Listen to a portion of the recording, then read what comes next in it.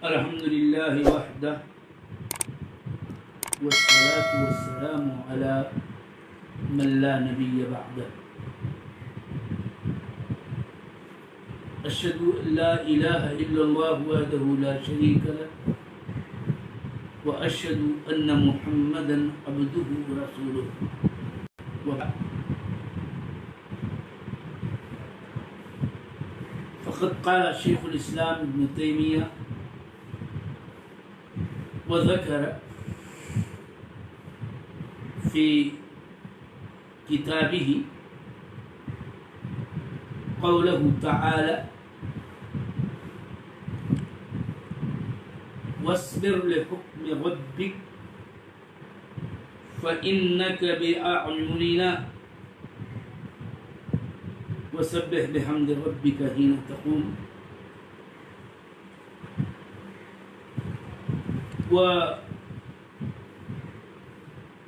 وقوله جل وعلا وحملناه على ذات ألواح ودسر تجري بأعيننا جزاء لمن كان كفر وقوله وألقيت عليك محبة مني ولتصنع على عيني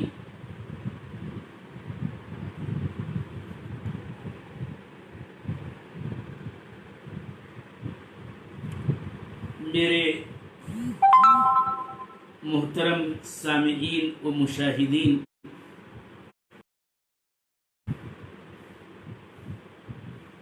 شیخ الاسلام ابن تیمیہ رحمہ اللہ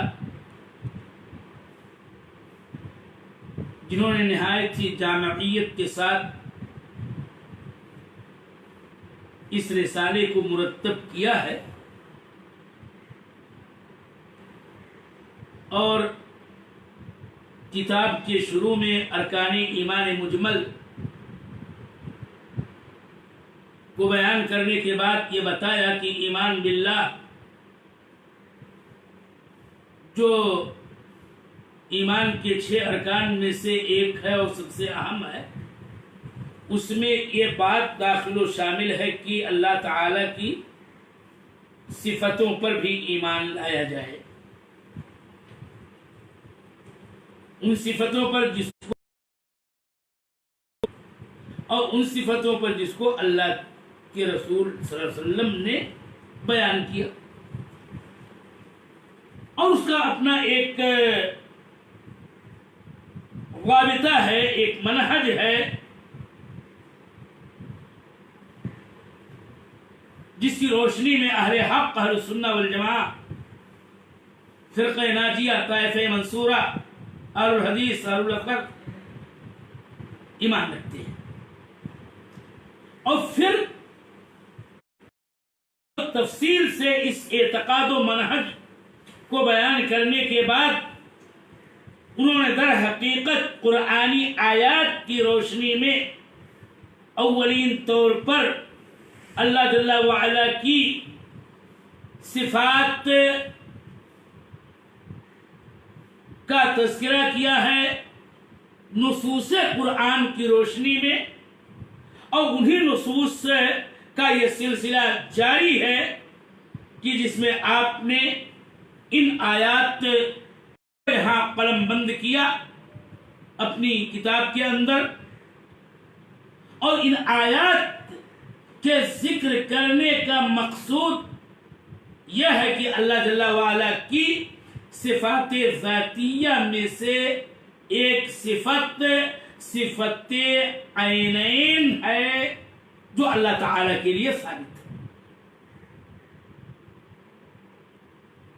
چنانچہ اس کی گویا یہاں پر حافظ شیخ الاسلام ابن تیمیہ رحمہ اللہ نے 3 نص قرآنی کے ذریعہ دلیل پیش کیا، اور وہ تینوں آیتیں سورہ طور کی آیت وَاصْبِرْ لِحُكْمِ رَبِّكَ فَإِنَّكَ بِأَعْيُنِنَا، موضع شاہد بِأَعْيُنِنَا میں آئین کا کلمہ ہے جس کو اللہ جل وعلا نے اپنی طرف مضاف کر کے گویا یہ بتایا کہ اللہ جل وعلا کی ایک صفت عین ہے۔ تو سورہ قمر کی آیت میں سفیر نوح کے بارے ہی میں اللہ جل وعلا نے فرمایا کہ وہ حملناہ علی ذات الواح و دسر تجری باعیننا جزاء لمن کان کفر۔ اس آیت سے بھی اللہ تعالی کے لیے صفت عین کا اثبات ہو رہا ہے۔ تو تیسری آیت سورہ طٰہٰ سے ذکر کی گئی جس کے الفاظ یہ ہیں وَأَلْقَيْتُ عَلَيْكَ مَحَبَّةً مِّنِّي وَلِتُصْنَعَ عَلَىٰ عَيْنِي۔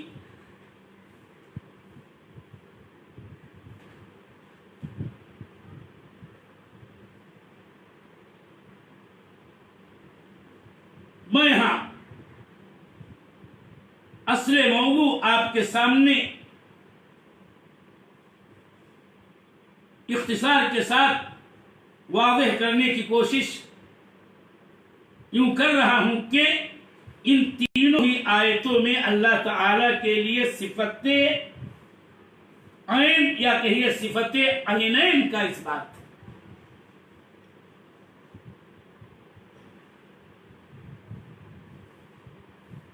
یہاں جیسے صفت ید کے بارے میں میں ابھی کل ہی آپ کو یہ بتا چکا ہوں کہ اس کے نصوص 3 طریق سے وارد ہیں، تو ایسے ہی حقیقت میں جب کتاب و سنت کے تمام نصوص کو ہم جو صفت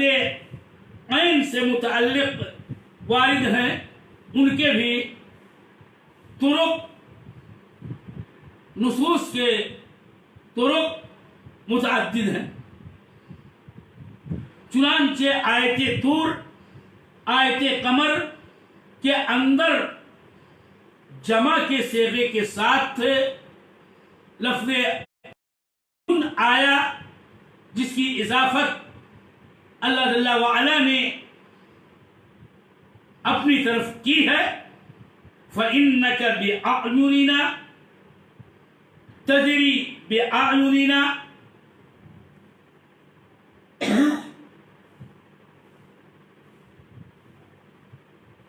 اور آپ بغور یہ بات سماعت کریں کہ یہ لفظ عین مفرد کے ساتھ وارد ہے سورہ طٰہٰ کی آیت میں وَأَلْقَيْتُ عَلَيْكَ مَحَبَّةً مِّنِّي وَلِتُصْنَعَ عَلَىٰ عَيْنِي۔ لیکن میں یہ بات آپ کو بتا دوں کہ حقیقت میں جو ہم اہل سنت والجماعت کا عقیدہ ہے کہ ہم اس بات پر اعتقاد رکھتے ہیں اللہ تعالیٰ کے لیے عینین یعنی 2 آنکھیں ثابت ہیں، اور اس کی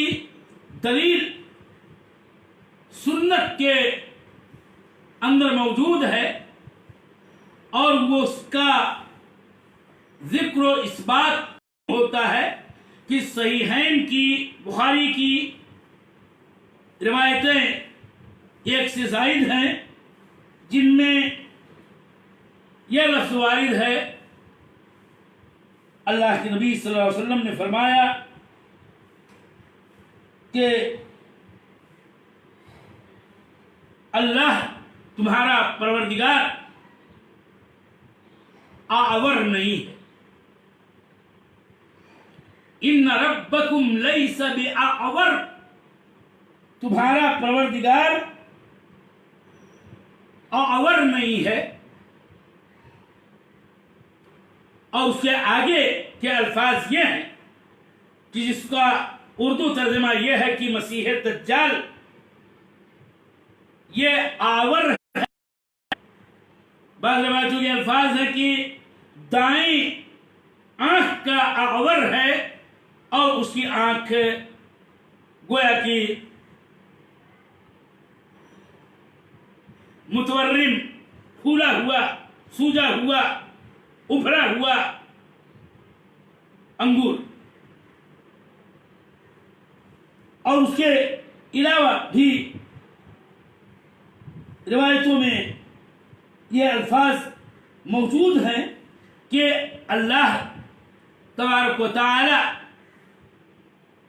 आवर नहीं है। इस हदीस से ये कैसे साबित होता है कि अल्लाह एक आंख मफकूद हो। अल आवर मन फक़दत इहदा ऐनैहि, और इसीलिए ये बात बीनाई खत्म हो, ज़हाबुल बसर, यह आवर का माना नहीं है, बल्कि आवर का माना यह है कि दोनों में से एक आंख गोया और एक आंख की बीनाई, एक आंख का जो असल है वो खत्म हो। तो इहदा ऐनैहि के अल्फाज से यह बात साबित होती है कि असल यही है। वलिल्लाहि मसलुल आला, जैसा कि मखलूक में इंसान और इस तरह से बेशतर हम हैवानात जिनको जानते हैं उनकी दोनों आंखें होती हैं, और उनमें से अगर एक आंख और उसकी बीनाई खत्म हो और उसको किसी भी तौर पर उसमें खराबी पैदा हो गई हो, ऐब पैदा हो गया हो, तो उसको आवर कहा जाता है। अगर वो ऐब बीनाई एक आंख के अंदर है,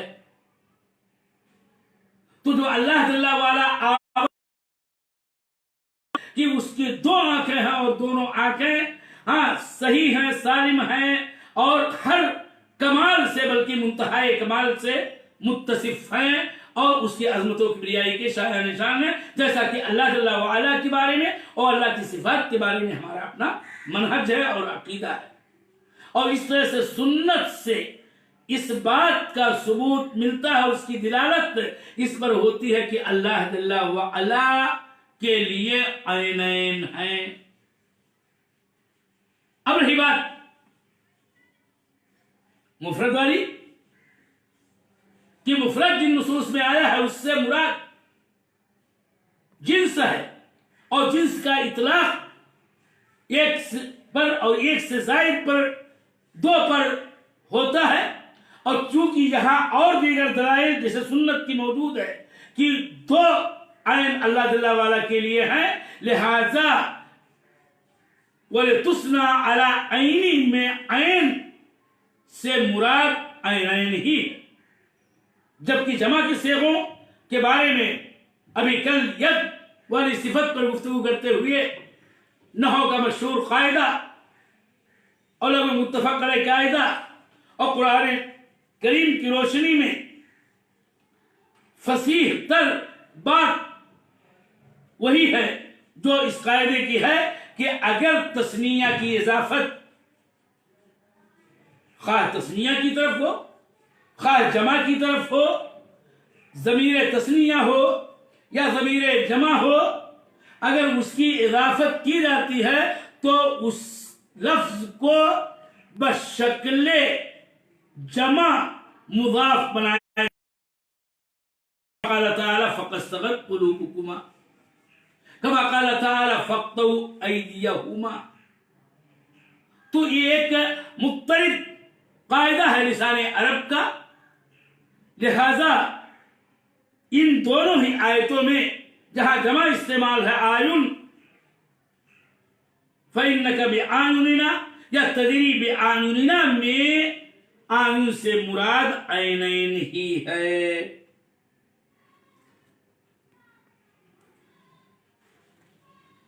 ये बात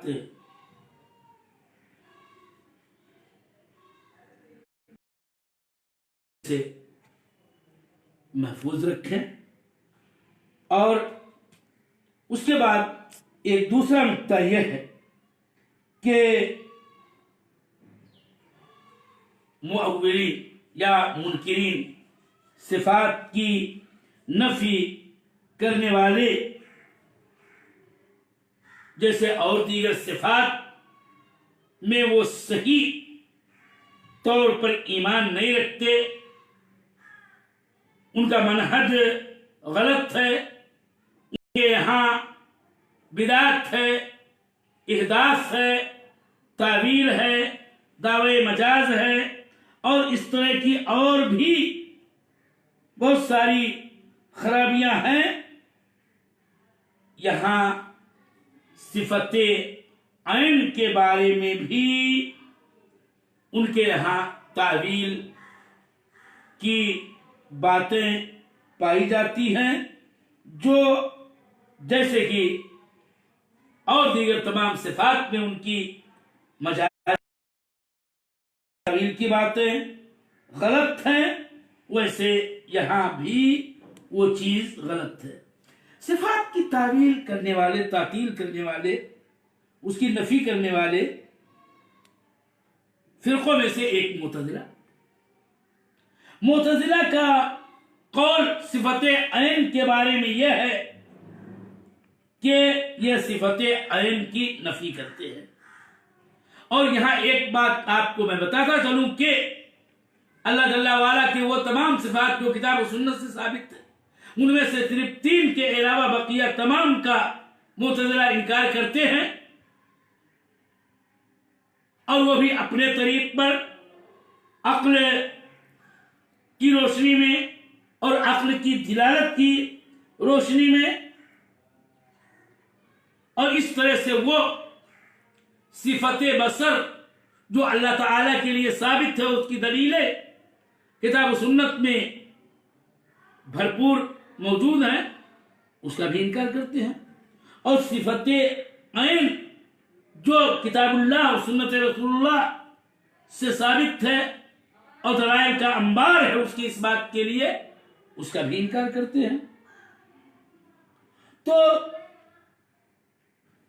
ایک دوسرا فرقہ ہے جس کا نام بار بار آ رہا ہے، اشاعرہ۔ اشاعرہ کے یہاں یہ تناقض ملاحظہ کیجئے کہ وہ اپنے عقلی جو صفات ثابت کرتے ہیں ان میں سے بصر ہے، اور اس طرح سے وہ بصر کا اس بات کرتے ہیں، مگر جب بات صفت عینین کی آتی ہے تو وہ صفت عین کی نفی کرتے ہیں۔ یہاں پر ایک فائدے کی بات آپ کو بتائی جا رہی ہے کہ خود امام ابو الحسن الاشعری، جن کی طرف یہ اشاعرہ فرقہ منسوب ہے، اور آخری دور کے اعتبار سے جو ابو الحسن الاشعری رحمہ اللہ کا رہا ہے، ان کا اس معروف اشعریت سے کوئی رابطہ نہیں ہے۔ خود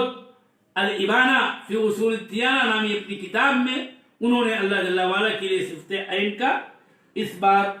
کیا ہے۔